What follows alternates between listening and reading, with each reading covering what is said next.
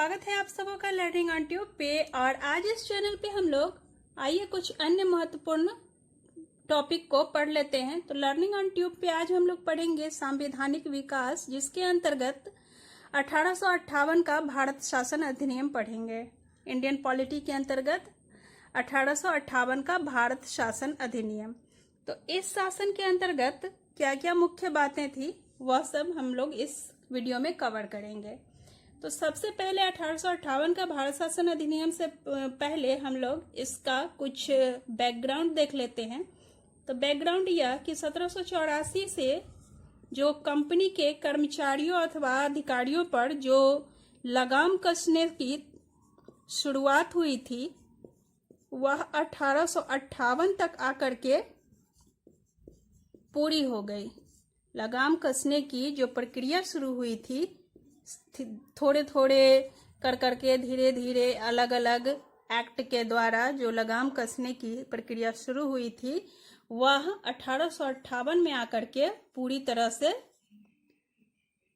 Overall हो जाती है। और इस समय कोई भी ऐसा समय नहीं दिया गया कंपनी को कि जैसे कि 1813 में हम देखते हैं कि 20 सालों के लिए समय दिया गया था कि 20 सालों तक भारतीय प्रदेशों और राजस्व पर नियंत्रण रहेगा कंपनी का। इसके अलावा फिर हम देखते हैं 1793 में अगर चले तो कंपनी के व्यापारिक अधिकारों को फिर 20 सालों के लिए समय दिया गया था। तो ऐसा कोई भी समय किसी भी क्षेत्र में कंपनी को नहीं दिया गया और कंपनी का पूरी तरह से अधिग्रहण कर लिया गया ब्रिटिश ताज के तहत। ठीक है। तो ब्रिटिश ताज ने भारत का शासन पूरी तरह से अपने हाथों में ले लिया। तो चलिए आज इसी से संबंधित कुछ मुख्य मुख्य बातों को देख लेते हैं कि क्या क्या उस समय सिचुएशंस थी। इसमें सबसे पहला बात तो यह किया गया कि भारत का शासन ब्रिटेन की संसद को दे दिया गया। ब्रिटेन की संसद के अधीन कर दिया गया। ठीक है। और अब भारत का शासन जो है ब्रिटिश साम्राज्य की ओर से राज्य राज्य सचिव को चलाना था। भारत के लिए ब्रिटेन की संसद ने भारत राज्य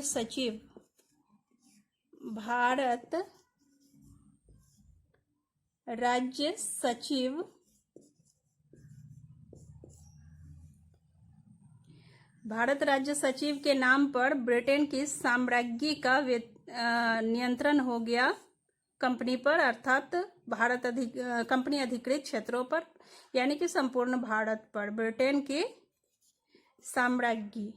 यहाँ पे ध्यान देने वाली बात यह है कि उस समय ब्रिटेन में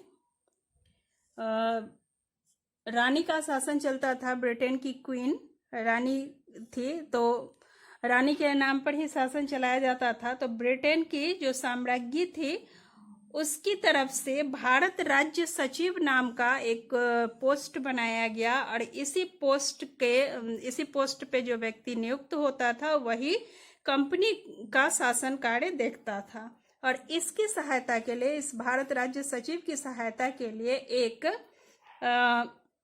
भारत परिषद का गठन किया गया और इसकी सदस्य संख्या थी लगभग 15।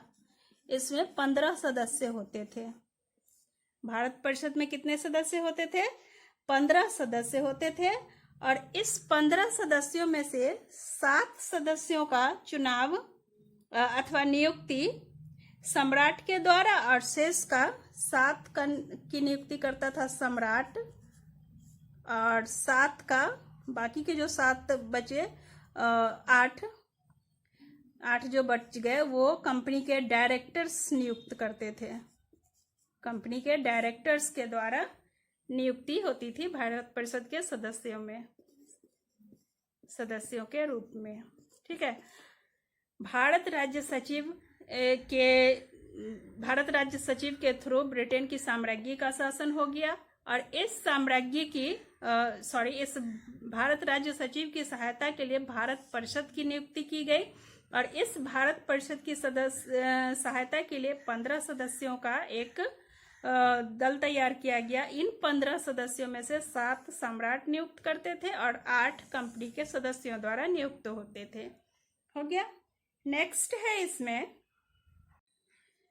नेक्स्ट है कि अखिल भारतीय सेवाएं जो होती थी, अखिल भारतीय सेवाओं के पद पर जो नियुक्त होते थे, अखिल भारतीय सेवा और उसके अलावे अर्थव्यवस्था से संबद्ध मामले, अर्थव्यवस्था से संबंध जितने भी मामले थे, इन सारे मामलों पर भारत सचिव जो था, भारत सचिव, यह भारत परिषद की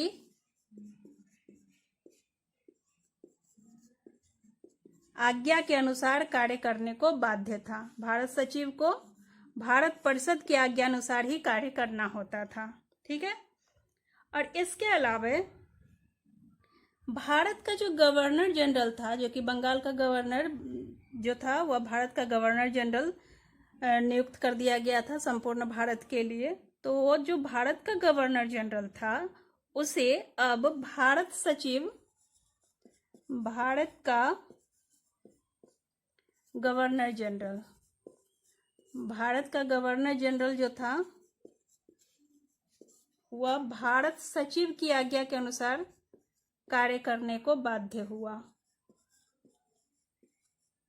भारत सचिव के आज्ञा के अनुसार कार्य करने को बाध्य हुआ। और इसके अलावा गवर्नर जनरल जो था, गवर्नर जनरल, यह ब्रिटिश क्राउन के प्रतिनिधि के रूप में भारत में कार्य करने लगा था। ब्रिटिश क्राउन का यह प्रतिनिधि कहलाने लगा, ब्रिटिश क्राउन का प्रतिनिधि।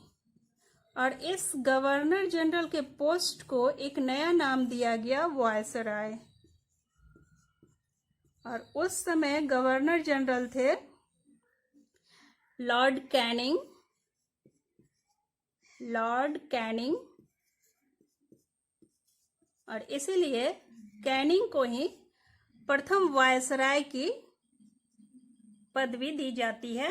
तो यह भी पूछता है आमतौर पे, प्रथम वायसराय कौन थे? तो लॉर्ड कैनिंग। ठीक है।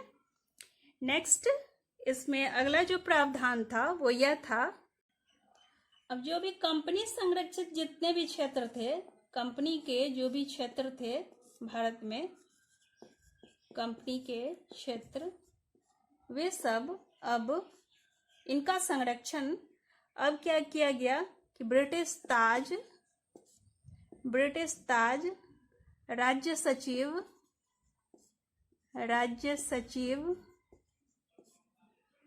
और राज्य सचिव के साथ साथ भारत परिषद भी था, भारत परिषद और जो भारत में जो भारतीय अधिकारी थे उन सब के बीच अब बंट गया, भारतीय अधिकारियों के बीच अब बंट गया। ठीक है। इसके अलावे जो सिविल सेवा की जो नियुक्तियां होती थी वह खुले प्रतियोगिता द्वारा किए जाने लगे। सिविल सेवा की नियुक्तियां, सिविल सेवा की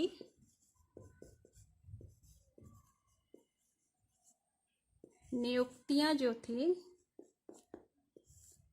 खुली प्रतियोगिता के आधार पर होने लगी। खुली प्रतियोगिता 1853 में इसे स्टार्ट किया गया था और अब से लागू हो गया। ठीक है।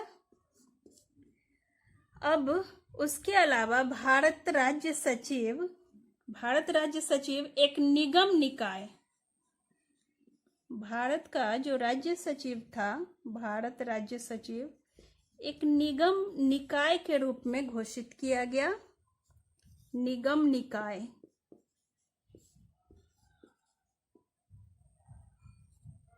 निगम निकाय जो खुद भी दावा कर सकता था और इस निगम निकाय पर दावा किया जा सकता था इंग्लैंड और भारत में, इंग्लैंड और भारत में दावा किया जा सकता था। मतलब कि अन्य कोई जो ज्यादा मजबूत लोग हैं आर्थिक स्थिति से या फिर प्रशासनिक स्थिति में, तो वह इस भारत राज्य सचिव पर दावा कर सकते थे। इसके अलावा भारत राज्य सचिव भी दावा कर सकता था। तो ये दोनों ही बातें थी इसमें। तो इस तरह से 1858 का अधिनियम कंक्लूड होता है। तो एक बार फिर से रिकॉल कर लेते हैं क्या क्या चीजें थी। तो भारत का शासन अब ब्रिटिश क्राउन के अंतर्गत लाया गया, पहली बात। दूसरी बात, अब भारत का शासन ब्रिटिश साम्राज्य की ओर से चलाया जाने लगा और ब्रिटिश साम्राज्य की तरफ से भारत राज्य सचिव नामक एक पोस्ट बनाया गया जो कि ब्रिटिश साम्राज्य की ओर से शासन चलाता था। और इस भारत सचिव की सहायता के लिए एक भारत परिषद नामक एक निकाय का गठन किया गया। और यह भारत परिषद जो था इसमें कितने सदस्य होते थे? 15 सदस्य। और इन 15 सदस्य में से 7 तो ब्रिटेन के सम्राट नियुक्त करते थे और बाकी जो बच गए यानी कि 8, इन 8 की नियुक्ति कंपनी के डायरेक्टर्स करते थे। ठीक है। और इसके अलावा हो गया अखिल भारतीय सेवाओं और अर्थव्यवस्था से संबंधित जितने भी मामले थे उन सब पर भारत सचिव भारत परिषद की राय मानने को विवश था। ठीक है।